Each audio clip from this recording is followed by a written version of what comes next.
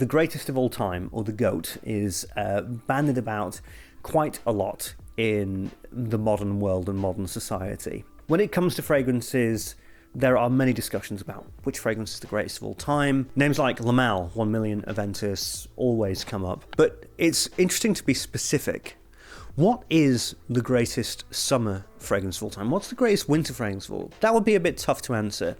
But what's the greatest winter designer of all time? It's probably Spicebomb Extreme. Here are 5 reasons why Spicebomb Extreme by Viktor & Rolf is probably the greatest designer winter fragrance of all time. Number 1, it completely fits the bill. They say that in this community that hot weather fragrances should cool you down, and winter fragrances or cold weather fragrances should warm you up, and this does warm you up. Spicebomb Extreme does have that. It warms you up, but it also can cut through the cold. This fragrance can cut through the cold, but it cuts through the cold in a very unique way. There are some fragrances that are, when you put them on, they are just outrageous. They are just nuclear. They are too much. They are cloying. They are not fun to be around, and they are not comfortable to wear. Spicebomb Extreme, on the other hand, is a very, very comfortable, warming fragrance. When you put this on, the projection is pitch perfect. It's strong. People will smell you, and when you're outside and you're brushing shoulders with people,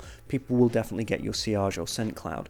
But interestingly, with Spicebomb Extreme, when you walk into the house or walk into a room, it's calm. It's not overbearing. It's actually really, really pleasant. So it completely fits the bill with scent, because this is a warming, vanilla, spicy, cinnamon fragrance. This reminds a lot of people of all of the different treats and fun things that you eat at Christmas. It's got all the hallmarks of a Christmas and wintertime fragrance.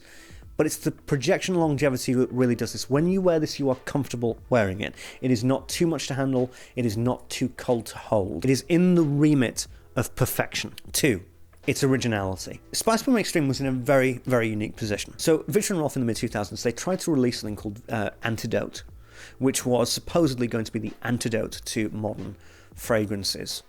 It wasn't. It completely failed as a fragrance, and it got discontinued. There are definitely some fans of this fragrance, no doubt. You look at the note, break down the note pyramid, it's just all over the place. There's just too much going on. And so they decided to streamline that, and they went for Spicebomb. And Spicebomb was all of the stereotypical masculine smells, which is spices, and they put that into one fragrance. With their female variation, they had Flower Bomb, because again, they were taking all the female sort of stereotypical smells, which is flowers, put it into one fragrance. Flower Bomb, Spicebomb. Spicebomb was a huge hit, more of a hit than anybody could have ever imagined. So they were in this unique position to be able to market a flanker that was going to be from a very unique fragrance. And so Spicebomb Extreme comes out.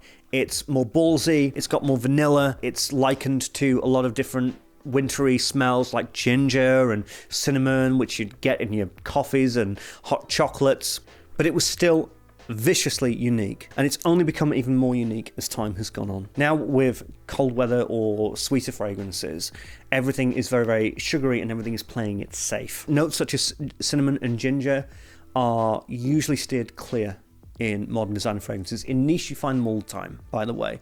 A lot of niche fragrances use those kind of elements, those sort of bakery elements, those elements that you're going to be using to create gingerbread or things like that. Acqua di Gio Profumo was a similar sort of thing. It used thyme and it used rosemary, which are elements that you usually find in bakery, but that was a screaming success as well. So it is incredibly unique. Nobody's really tried to clone it. Nobody's really tried to go after it. Some Zara fragrances have definitely been inspired by it. But in mainstream fragrance, it's still ahead of the curve and it's still great. So it's incredibly original. Number 3, price is pretty good. It's not incredible. It's not amazing. It's not a bargain. But it really is something where you get what you pay for. This is a very, very high quality fragrance. Some people would complain that it's a little bit synthetic in some areas, and around the spicy kind of vanilla areas, that's not great. I'm pretty certain that ethyl vanillin is used in this, which is the industry standard high quality vanilla that's used, but somebody could probably correct me on that. The vanilla and the way that the vanilla kind of works in with some of the spices can come across a little bit synthetic and a little bit fake. But on the whole, this is great, and the power that's in here and the consistency of power from when you first spray it on all the way to the 12-hour mark, that is what you're paying for. You're paying for the bombastic nature of this fragrance. This price, although it's getting higher, all fragrances are getting higher at the moment, it's still completely acceptable. It's still worth the money. And there are many fragrances these days where you simply just can't say that. Number 4, an unusual people pleaser. This kind of goes a little bit with number 2 of the uniqueness element, but the big thing here is that this will get a lot of great attention. It's a surefire compliment getter, but it's not a compliment getter in the traditional sense. If you want a traditional sort of compliment getter, you go for Sauvage or Mont Blanc Explorer. Citrusy, woody, aquatic fragrances.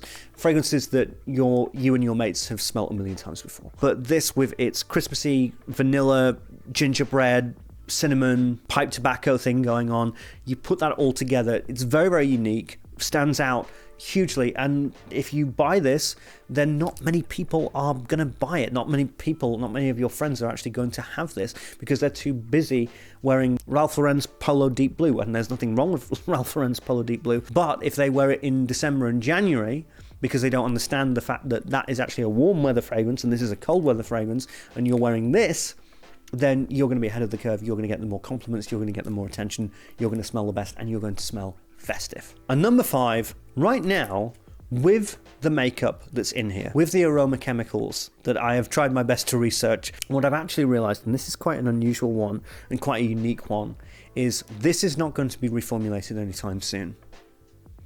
And if it is, it'll be able to bounce back. The aroma chemicals, especially with ethyl vanillin, which is never going anywhere. I think that people have attempted, and IFRA have attempted to get rid of ethyl vanillin a couple times, but you can't do it. It just makes too much money, and it's in too many pies. It's not just in the fragrance world, it's also in scented candles, it's also in lots of different things. The elements that are in here are very, very highly protected. This is a unique composition where it's probably not going to get to bother any of the EU regulations. It's not going to bother IFRA for a very, very long time. So if you buy this, or even if you don't buy it right now, you can buy it in 5 years. You will probably still get the same fragrance. It will not be reformulated probably anytime soon, unless something drastic and terrible happens, which I'm not saying it won't. You know, fragrance world is fickle. But that's another thing. That was one of the most unique and interesting things I found out about Spicebomb Extreme. Basically, if you don't know, every year, aroma chemicals that are in fragrances and that are in scented candles and stuff like that are attacked. And IFRA do not attack them. They actually try to negotiate with dermatologists and with different people to try and come to some sort of diplomatic agreement. With Spicebomb Extreme, with all of the harsher, harder, like ambery, vanillic elements in here, with the cinnamon, with the ginger, the tobacco, that's still going to be probably okay. This is going to be the same for quite a long time. Those sort of essential aroma chemicals that are used in here, they probably are not going anywhere for a long period of time. So that means that this is not necessarily an immortal fragrance, but this fragrance is going to be the poster boy for designer winter Christmas style fragrances for a long, long time. And also, it just smells really bloody good. So there are 5 reasons why Spicebomb Extreme by Viktor & Rolf is probably the greatest designer winter fragrance right now. Maybe of all time, who knows. Anyway, if you enjoyed this video, then please like, subscribe, and if you haven't already, check out the short film that I made this summer. If you've enjoyed my fragrance videos, if you've enjoyed my high production value videos that I've done over the years, if you want to watch me at my very, very, very best when it comes to production, if you want to see me tested to my limit with production, movie making and cinema, check out From Here to There right now. It's been in tons of film festivals. It's winning so many different awards. Go check it out. I'm the Fragrance Prince, and I'll see you soon. Bye. Wait, when do we go? On 3. Okay. 1, 2. Oh, am I saying 3? Oh, yeah, I thought maybe... Sorry, look, you count down this time. All right, okay. Let's go. Ready? 1, 2. How fast do we run? Good question. I would say about 8 miles an hour. Okay. And if we don't run fast enough, could something go wrong? Has something ever gone wrong whilst doing this? Not yet. What do you mean, yet? What about the fusion? Won't the gravity, like, crush us? Friction and... No, I don't think so. Are you sure you want to do this? Yes. We don't have to. Oh, no, we're doing it. All right. On 3. Ready? 1, 2, 3!